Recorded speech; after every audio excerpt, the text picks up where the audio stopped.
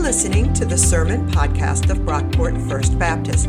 We are a progressive American Baptist congregation located about 20 minutes outside of Rochester, New York.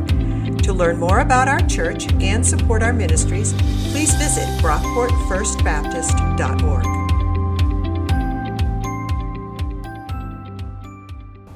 Okay, as we continue our journey through Mark, we've been with Mark for a long time now. I'm going to read from chapter 10, verses 32 through 45. I'm certain it's on the screen before you, if you'd like to follow along. They were on the road, going up to Jerusalem, and Jesus was walking ahead of them. They were amazed, and those who followed were afraid.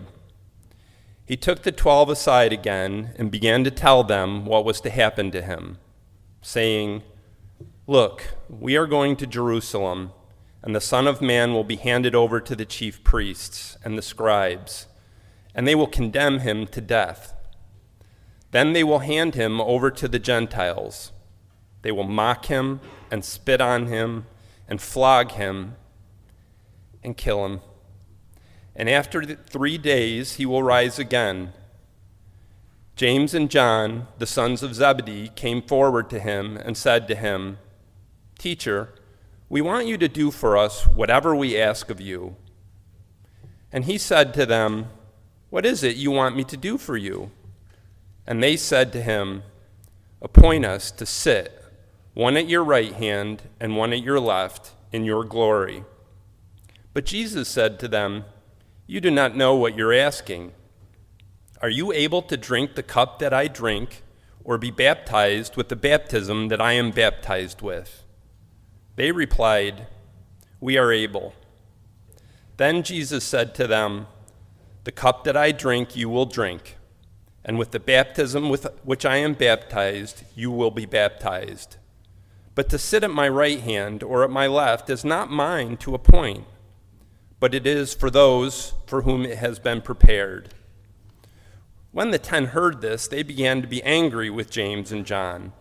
So Jesus called them and said to them, "You know that among the Gentiles, those whom they recognize as their rulers lord it over them, and their great ones are tyrants over them. But it is not so among you. Instead, whoever wishes to become the great among you must be your servant, and whoever wishes to be first among you must be slave of all. For the Son of Man came not to be served, but to serve, and to give his life a ransom for many." The word of God for the people of God. Thanks be to God. Thanks for that reading, Kurt. So it's good to be back preaching in person this week. I like it a lot better this way, personally. Although I am grateful that we've got the technology that we can, pre-record sermons like we had to last week. Comes in really handy in a pandemic. But it is good to be back. We're picking back up with Mark chapter 10, and we're looking at this story where 2 of Jesus' disciples, James and John, come up to Jesus and they ask him for a favor. We've got this exchange here on the slides, the request up here. They lead off with, "Teacher, we want you to do for us whatever we ask of you." Right off the bat, you know it's probably not good, right? Like any parents in here, if your 4-year-old leads off with that, something is probably broken. Right? Like that's where that's going. "Teacher, when you come into your glory, when you take your throne as the Messiah over all the kingdoms and the rulers of this world, let us sit, one at your right hand and the other at your left." They want cabinet positions, basically. That's what they're asking for. I really like this art piece from the front of our bulletins. We've got it up here as well, depicting James and John. This is by a contemporary artist named Nora Murphy. I think it was painted just a few years ago. I like this depiction a lot because it captures how young these guys were. The disciples were probably in their late teens or early 20s. I think we often forget that. When the disciples of Jesus do silly things and say silly things and ask for silly things, they were teenagers, some of them hormones raging. brains not fully developed yet, right? John is usually remembered as the youngest of Jesus' disciples. I like this image too because it looks like two guys who'd probably be good in a fight, right? Like James and John, they look friendly enough, but they could probably throw down if they had to. Remember, these are the sons of thunder, right? That's Jesus' nickname for these two brothers. He calls them the sons of thunder, which basically means they were hotheads. It means that they were short-tempered. They were the kind of guys who would jump without looking. Jesus is basically kind of teasing these two when he calls them the sons of thunder.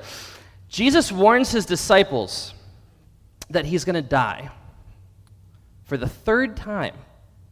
This is the third time he's told this group of folks that he is going to be arrested, handed over to the Gentiles, and killed. And the sons of thunder respond by asking for political appointments. Now, we've jumped around a bit in this section of Mark. This isn't the first time that we've seen the disciples, vying for position, arguing over who's the greatest. All that stuff can kind of blend together after a little while.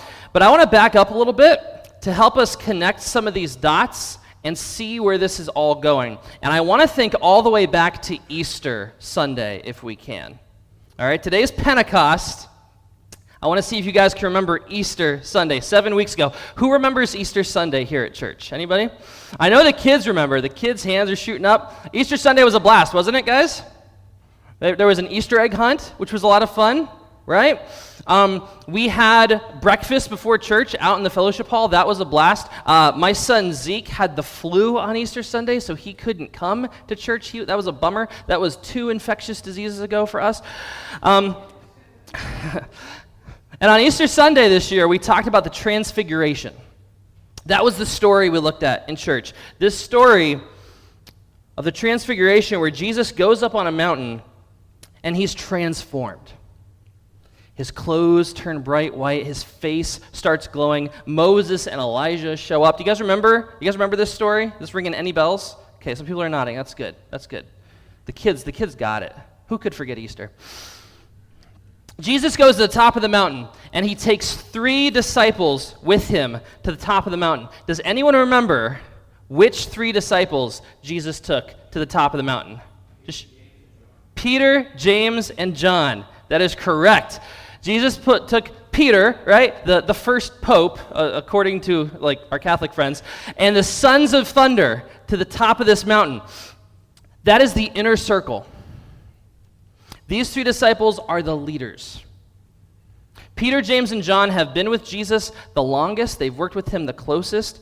These 3 disciples. And in this section of Mark that we've been reading since Easter, Jesus has predicted his death 3 times.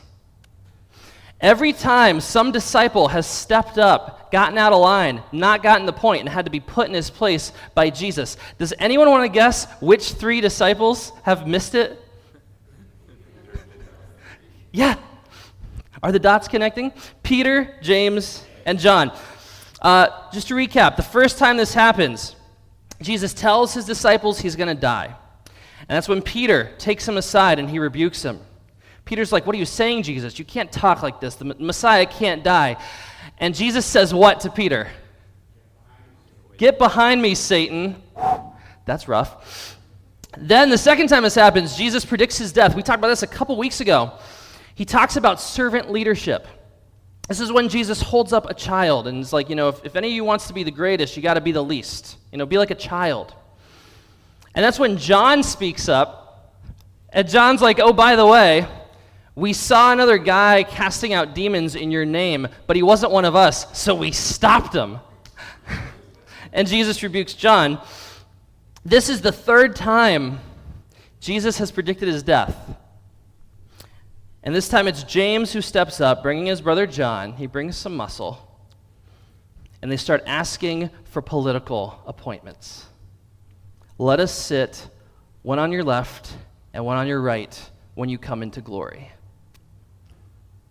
3 times Jesus predicts his death, and all 3 times the disciples don't get it. And it's these 3 yahoos who are leading the way. This is the inner circle. These are the leaders. How are they missing it so badly?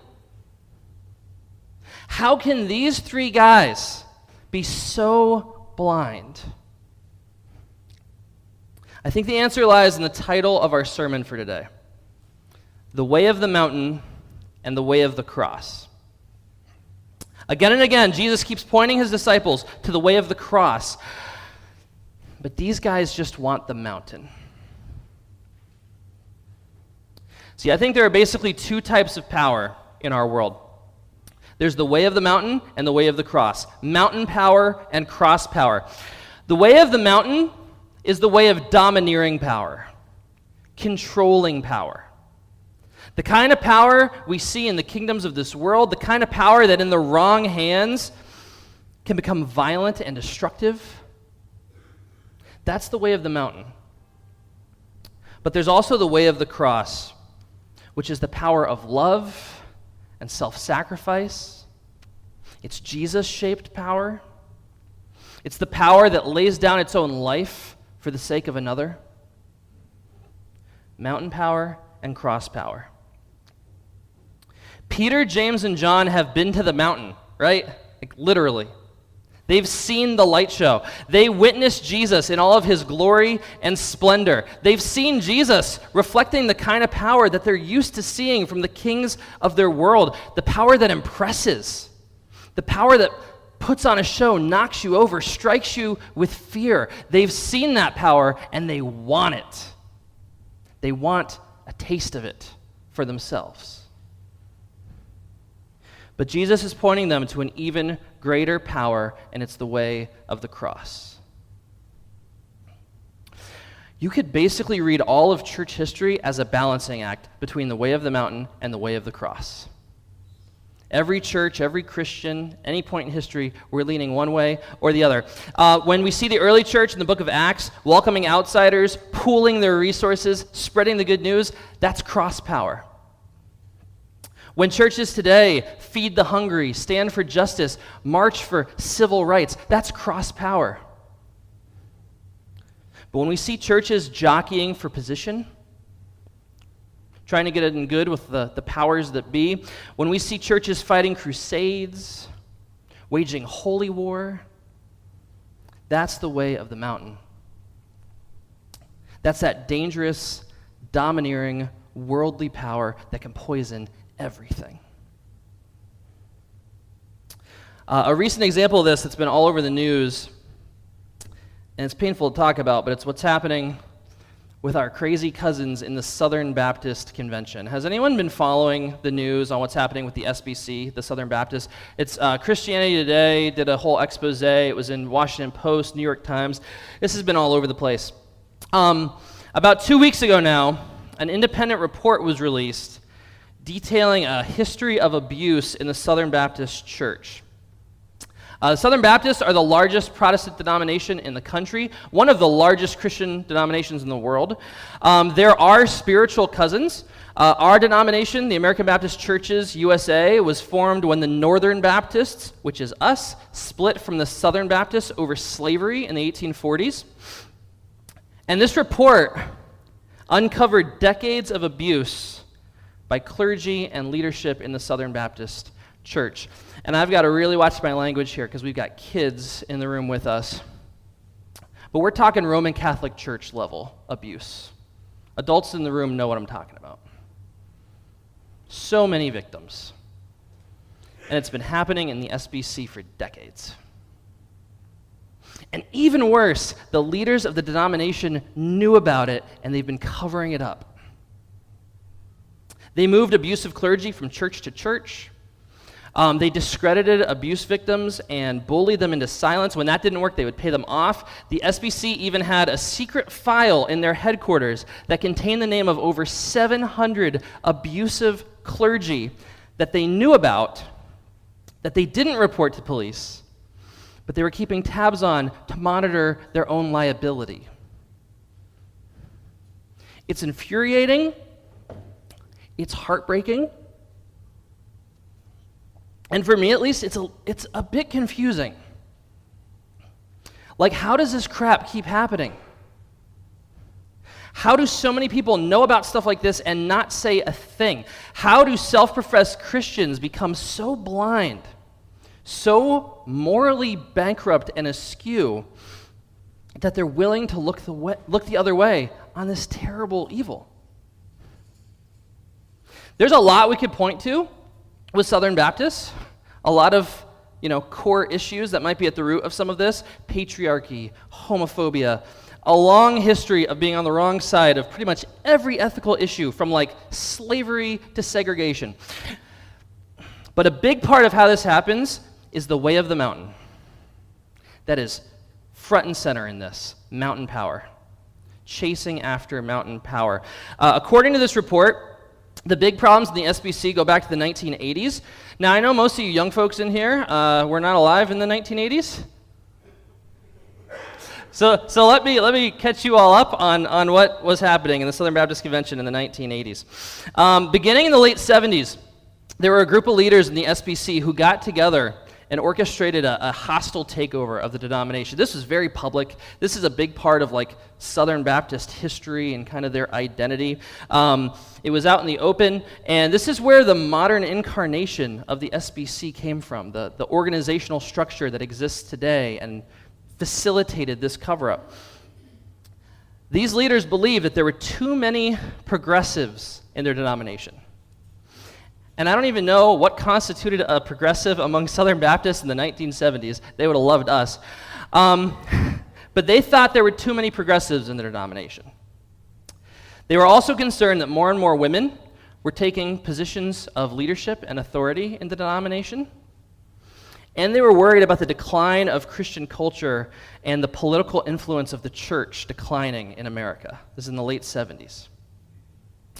So these leaders orchestrated a takeover. And in a series of votes and political maneuvering over about a 10-year period, so through the 80s, the Southern Baptists consolidated power. They drove out moderate and progressive voices from the denomination. They silenced women, took them out of leadership, kicked out any church that was ordaining female clergy, and they launched what is today known as the religious right, this unholy alliance of evangelical, mostly Southern churches with right-wing politics, looking to wage a culture war and conquer America for Jesus, and it worked. Their denomination exploded, it got bigger, their churches grew, brought in all sorts of people, bigger, more and more money, more and more baptisms. But look what happened.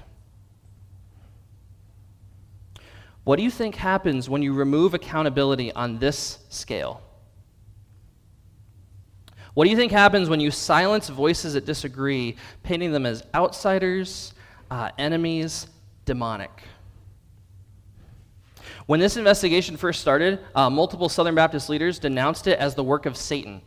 They actually said that this is just a distraction from evangelism. What do you think happens when you remove women from the decision-making process and consolidate power around a bunch of men who are looking for worldly status and prestige? What happens when advancing the mission and protecting the organization, protecting the church, becomes more important than protecting human lives? I'll tell you exactly what happens. You get one of the largest cover-ups of clergy abuse in history. When we jockey for position in the world, when we play this us versus them game and ignore the voices of those who offer correction, when we try to advance ourselves, we are playing with fire. That's the way of the mountain, and it's one of the deadliest forces on the planet. Now, it's easy to point fingers at the Southern Baptists. Believe me, it's one of my favorite pastimes. It's easy to rage at all these corrupt leaders and churches, especially when they get exposed. There's a little bit of schadenfreude in that, I think. But what about us? How is the way of the mountain affecting us? How is it manifesting in our church and our lives and our relationships? We are not immune from this. None of us. We face the same temptations and that same draw of worldly power, mountain power. In our families, you see it in how we treat each other, how we talk to each other. What are the power dynamics in your home? How is power exercised? How do disagreements get resolved and play out? Are we jockeying for position with our spouses, our partners, our kids, our parents? Or do our relationships within our homes, within our families, reflect the self-sacrificial love of Jesus? In our personal lives, our careers, our sense of identity, relationships with friends and neighbors, how are we relating to the world around us? Are we looking to advance ourselves? Is our goal to make more money, acquire more stuff, gain power and influence? Are we jockeying for position in the world? Or are we learning to put others first, walk alongside the least, and surrender our power like Jesus? What do our spiritual lives look like? What does our church life look like? How do we relate to each other in here? How do we relate to other churches? How are we relating to God? Is our relationship with God based on this sort of like spiritual exchange? Where like we do the right things, say the right prayers, God rewards us, blesses us? Am I chasing some kind of spiritual mountaintop experience, a sort of high? Do we use God almost like a drug to draw power and energy? Or as we grow closer to God, are we growing in humility and love and grace? You might not think that any of this is connected to what's happening with the Southern Baptists, but it is. It's easy to look at them and be like, thank God that's not me. Thank God that's not my church. But it is us, guys. It is our church. It could be our church. We wrestle with the same impulses, that same struggle in our hearts between cross power and mountain power. If you take a look at your bulletins, I've got mine up here. We always put this little going deeper section in here where you can take some stuff from the sermon and reflect deeper on it. And this week we put a series of questions in here. These are questions I want to encourage you to think about, pray over, meditate over. Take some time with this week just to read a few of these. Am I less interested in worldly power today than when I first began following Jesus? Have I ever experienced being rebuked like Peter, James, and John? If so, how did I respond? Do I feel like gradually over time my eyes are being opened to new ways of being human? Less interested in status and position and titles, and more concerned with the other?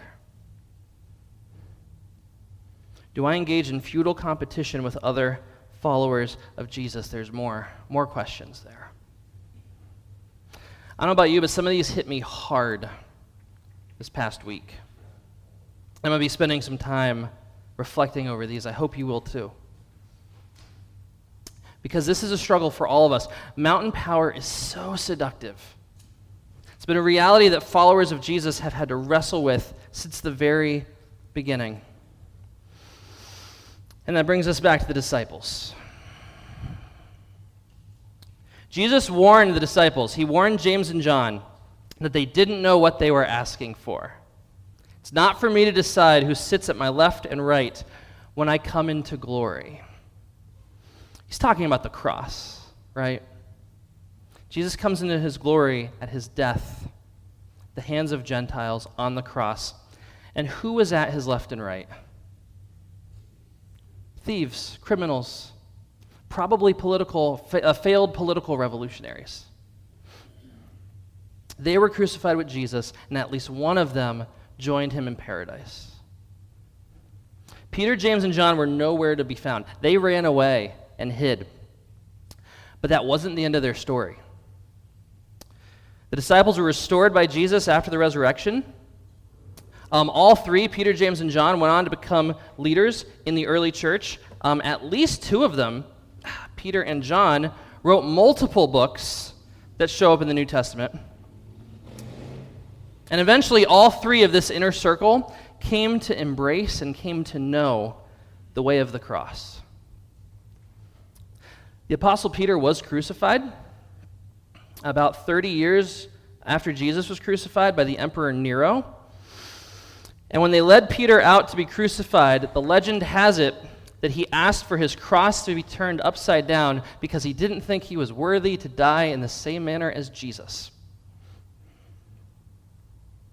Then you got John, one of the only disciples who lived into old age.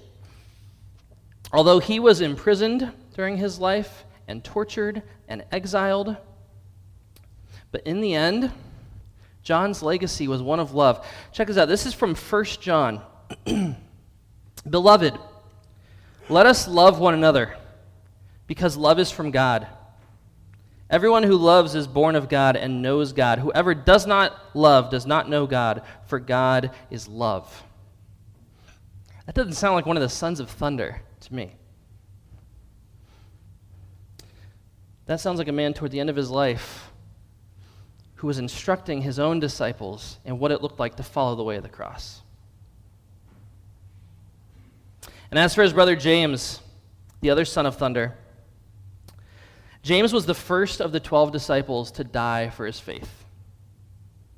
He was one of the earliest Christian martyrs. He was executed by King Herod when he refused to renounce Christ. His death is recorded in the book of Acts. Kind of gives new weight to these words from Jesus. Jesus said to them, "You do not know what you are asking. Are you able to drink the cup that I drink, or be baptized with the baptism that I am baptized with?" They replied, "We are able." Then Jesus said to them, "The cup that I drink you will drink, and with the baptism which I am baptized you will be baptized. But to sit at my right hand or at my left is not mine to grant." Don't strive for power and glory. Don't chase the way of the mountain. Pray that you might be inspired, that you may be transformed by the same Spirit that transformed these two guys to embrace the way of the cross. Let's pray.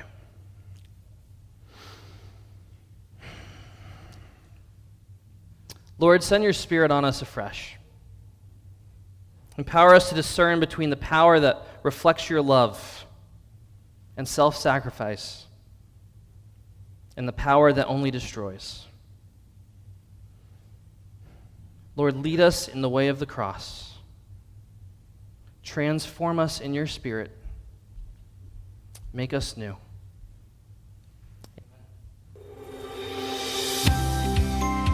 Thanks for listening.